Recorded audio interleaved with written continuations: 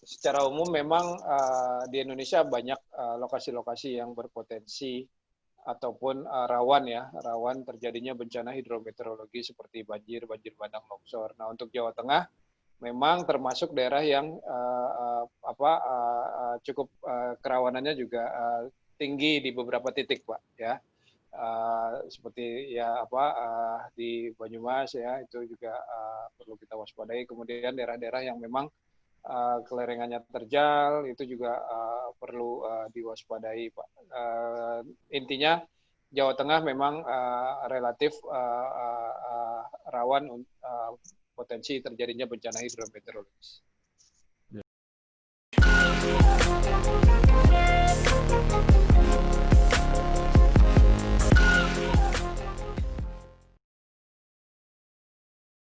Assalamualaikum warahmatullahi wabarakatuh.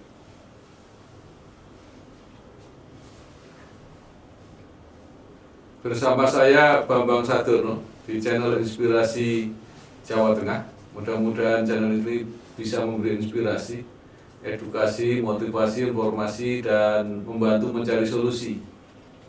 Saya sudah bersama Pak Fahri Rajab, Kepala Pusat Meteorologi Publik Badan Meteorologi, Klimatologi, dan Geofisika BMKG Indonesia. Apa kabar, Pak? Alhamdulillah baik, Pak. Ya, ini saya mau mendiskusikan mengenai bencana alam, banjir, longsor yang sudah mulai terjadi di mana-mana. Ini BMKG bisa nggak, Pak, memprediksikan gitu atau memperkirakan ke depan ini 1-2 bulan ini kira-kira yang akan terjadi bencana di mana saja dan bencana jenis apa gitu kira-kira.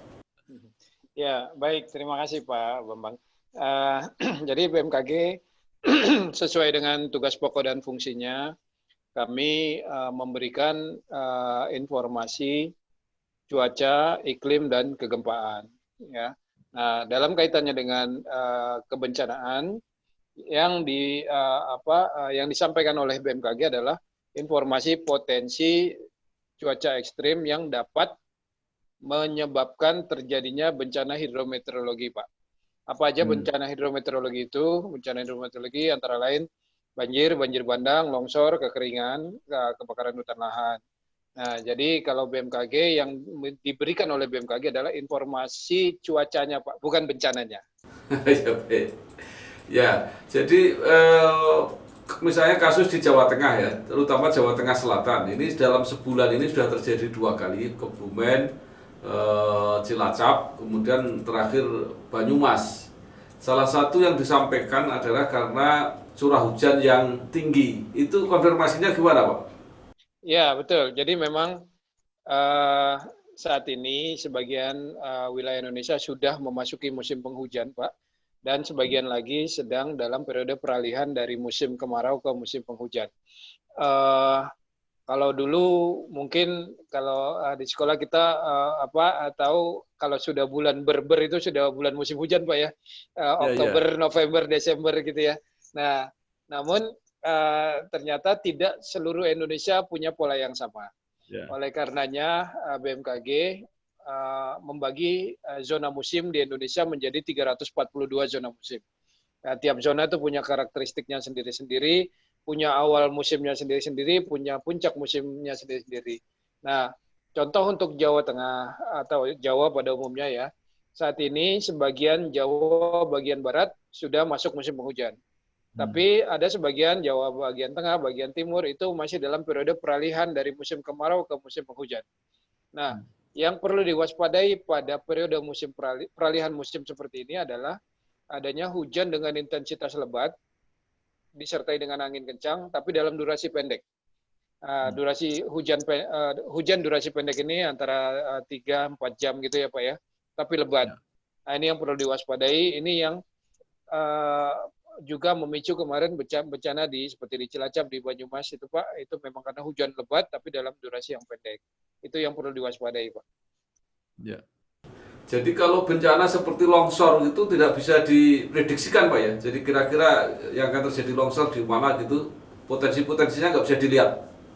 Kalau potensi gerakan tanahnya bisa Pak, itu dilakukan oleh Pusat Vulkanologi dan Mitigasi Bencana Geologi Kementerian SDM. Jadi PVMBG sudah memetakan daerah-daerah yang rawan gerakan tanah. Ya, kemudian hujan kan salah satu pemicunya terjadi longsor, Pak. Jadi informasi rawan longsor yang diterbitkan oleh PVMBG, kemudian ditambah dengan informasi curah hujan dari BMKG, maka itu menghasilkan informasi daerah rawan longsor. Nah itu kalau itu bisa, Pak. Jadi kita menentukan daerah-daerah yang memang rawan longsor di mana itu bisa. Ya. Cuma Kalau untuk kapan, kasus, ya Pak. ya. Kalau untuk kasus sekarang ini yang terjadi di Banyumas, Cilacap, Kebumen itu termasuk terlalu awal nggak Pak musim hujannya? Untuk Banyumas, saat ini sedang dalam periode peralihan, Pak. Dari musim kemarau ke musim penghujan. Nah, seperti tadi saya sampaikan, karakteristik hujan di periode peralihan adalah hujannya deras, tapi periodenya pendek. Ini justru yang bahaya. Dan kalau dalam konteks bencana hidrometeorologi longsor, memang yang perlu kita waspadai adalah hujan-hujan di awal, hujan pertama, karena saat itu kan tanah masih kering ya, porositasnya juga masih jadi relatif lebih gampang longsor. Ya. Nah, sekarang kalau orang awam kan melihat agak aneh juga karena yang di pantai utara Jawa Tengah ini belum ada hujan, bahkan masih ada kasus yang kekeringan. Itu normal atau enggak, Pak? Iya, betul Pak. Untuk pesisir utara, memang untuk awal November ini masih dalam periode peralihan musim. Peralihan musim itu yang tadi saya sampaikan, hujannya durasi pendek, biasanya sore menjelang malam.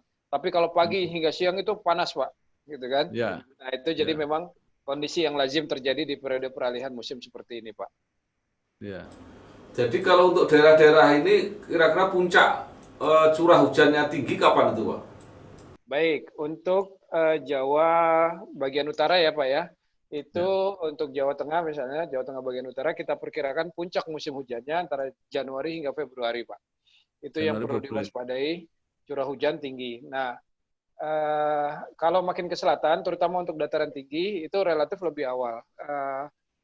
Bisa di pertengahan Desember sudah mulai banyak intensitas hujannya, namun puncaknya relatif sama Jawa, yaitu antara Januari hingga Februari. Itu termasuk yang Banyumas Cilacap, Pak ya? Betul, Pak. Betul. Nah, nanti beda karakteristik hujannya di puncak di periode musim di dalam musim hujan ya. Kalau sekarang kan peralihan nih. Nah, kalau di dalam periode musim hujan nanti bisa saja hujannya nggak lebat, Pak, tapi bisa terjadi sepanjang hari, gitu ya. Jadi gerimis dari pagi sampai malam, nah itu bisa saja terjadi. Itu pun tetap perlu kita waspadai juga. Ya.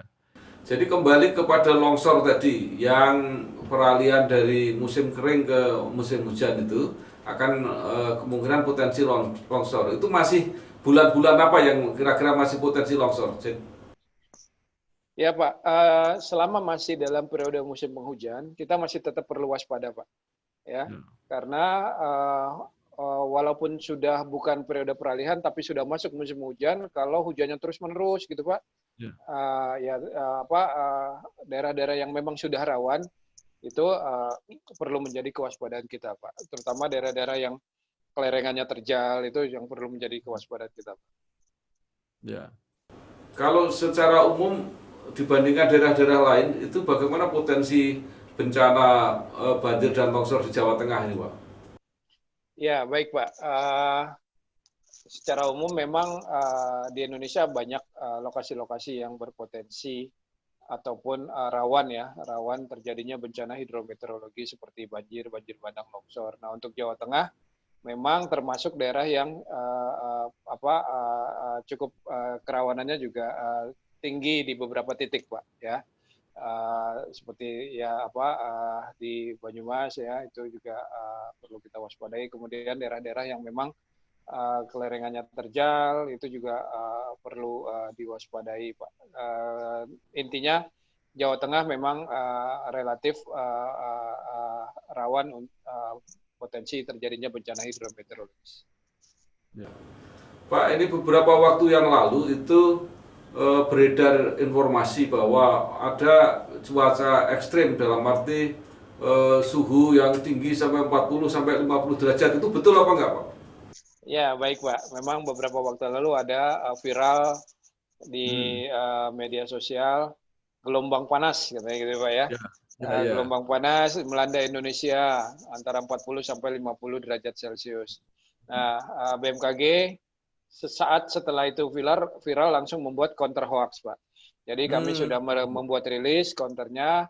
Kami sampaikan bahwa informasi itu tidak sepenuhnya benar. Kalau dibilang gelombang panas, di Indonesia sangat jarang terjadi sekali gelombang panas. Karena gelombang panas itu sifatnya suhu panas yang berlangsung lama, Pak. Gitu kan? Dan di situ disebutkan juga suhunya mencapai 40 sampai 50 derajat Celcius. Dalam catatan kami di Indonesia tidak pernah ada suhu sampai 50 derajat Celcius, Pak. Ya, tertinggi pernah sekitar 43 kalau nggak salah ya. Itu memang pernah. Nah, kemarin ini dalam beberapa hari terakhir ini memang ada beberapa lokasi yang suhunya tinggi, yaitu kami catat ada tertinggi di daerah Bima, NTB itu sekitar 37 derajat Celcius. Kemudian di Jawa Timur ada sekitar 35 gitu ya. Nah, tapi tidak mencapai 40, Pak.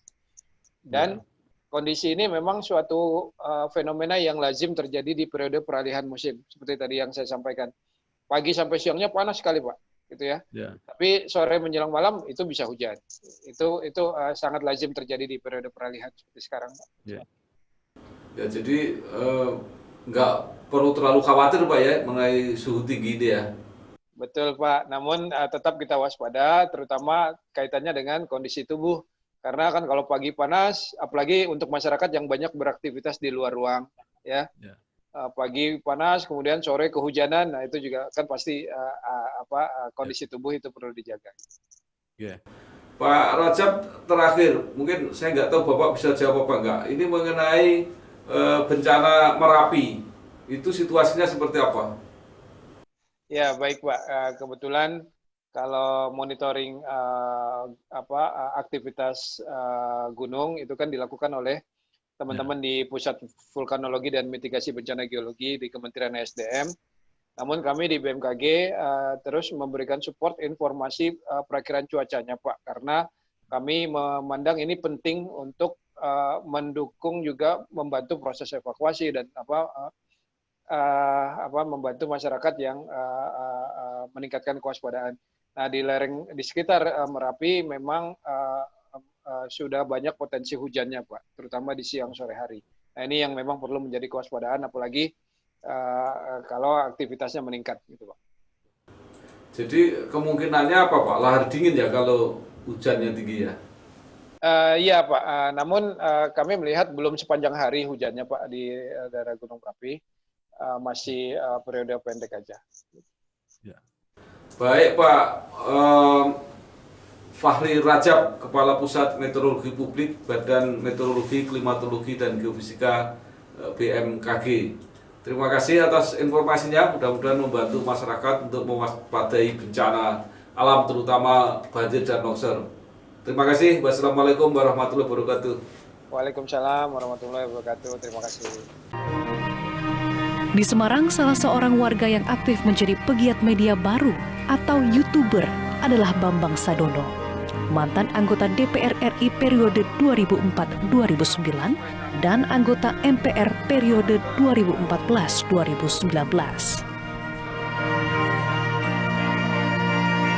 Sosok yang pernah malang melintang di dunia pers ini aktif membuat konten edukasi politik dan promosi kebudayaan yang disiarkan lewat kanal YouTube-nya Inspirasi Jateng dan Inspirasi Bangsa. Konten yang ia unggah pun mendapat respon positif dan animo yang cukup besar dari masyarakat Jawa Tengah.